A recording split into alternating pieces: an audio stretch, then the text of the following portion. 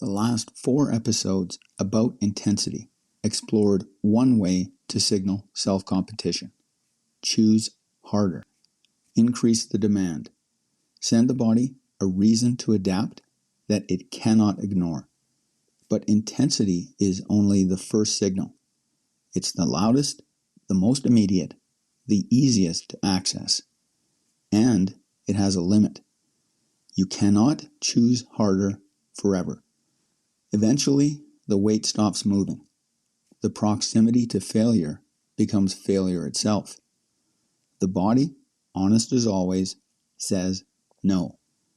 When intensity reaches its ceiling, a second signal becomes necessary, choosing to stay longer.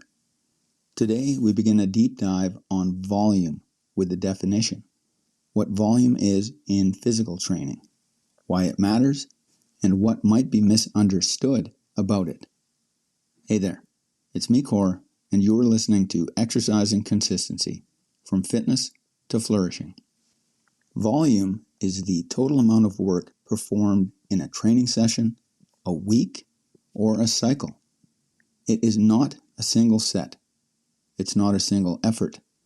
It's the accumulation of every rep, every set, every session over time. Where intensity asks how hard, volume asks how much.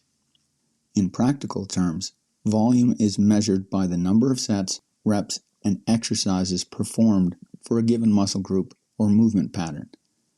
If you bench press 3 sets of 10 reps, your volume for that movement is 30 reps. If you do that twice a week, your weekly volume is 60 reps. If you add a third session, it becomes 90. The math is straightforward. The signal is not. Volume is the signal of endurance, the endurance of effort, the willingness to stay in the work after the initial demand has been met, after the novelty is worn off, after the easy adaptation has been made. Volume is not mindless accumulation. Adding sets for the sake of adding sets is not volume. That is busyness. The signal only counts if the work is meaningful. If each additional set, each additional rep, represents a real demand on the system. Volume is also not a replacement for intensity. You cannot substitute one for the other and expect the same result.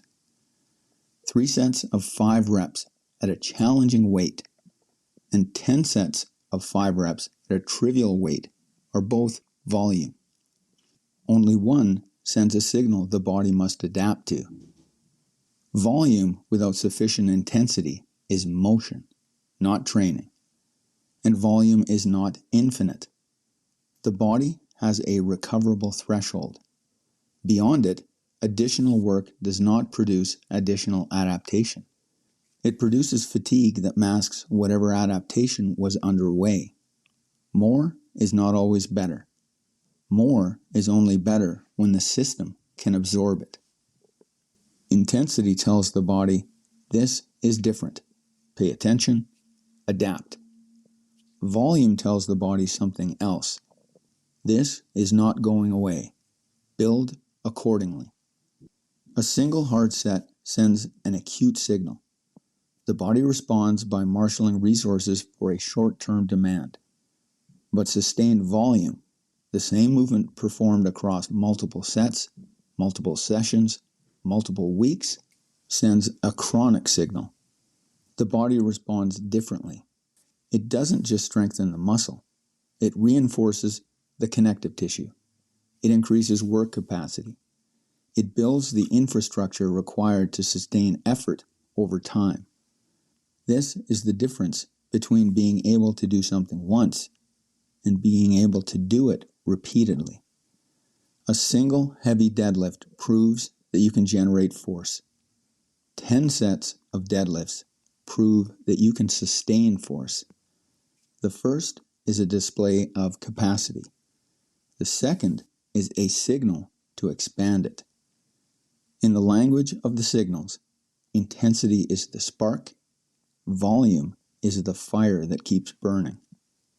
Volume takes several forms in the gym.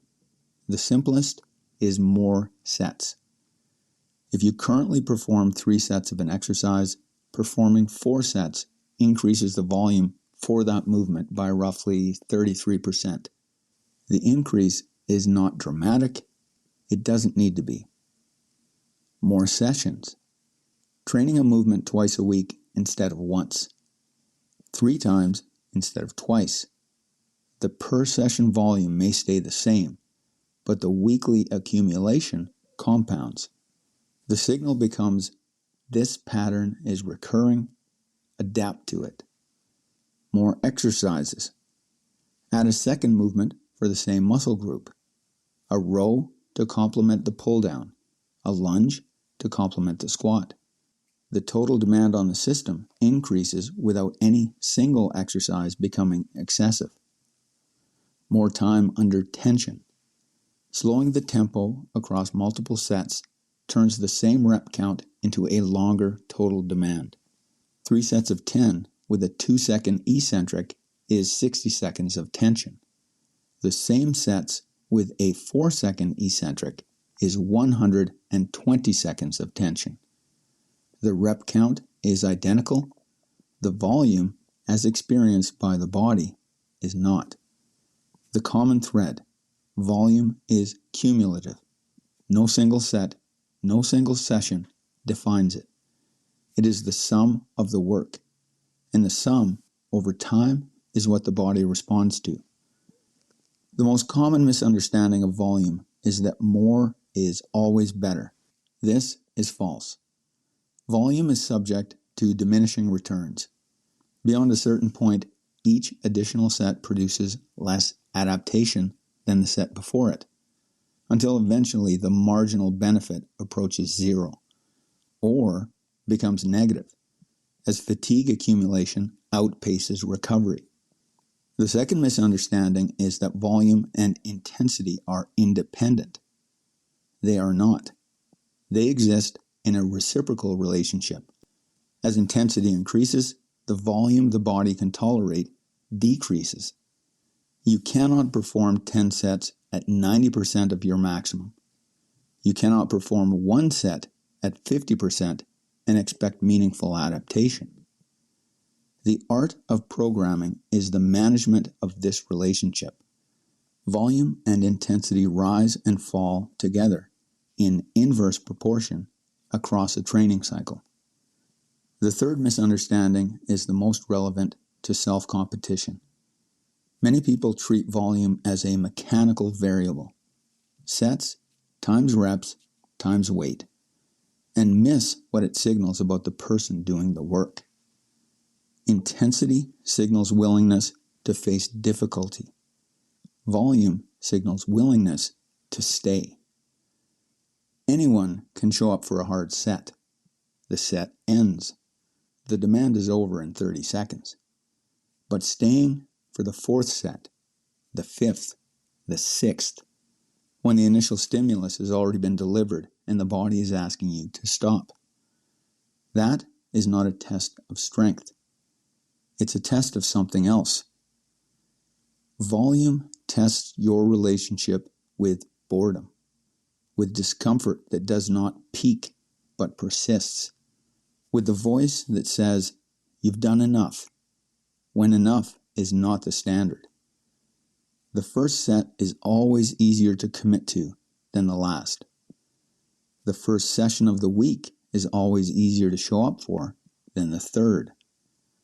Volume reveals whether your discipline has duration or whether it is a flare, bright, brief, and quickly exhausted.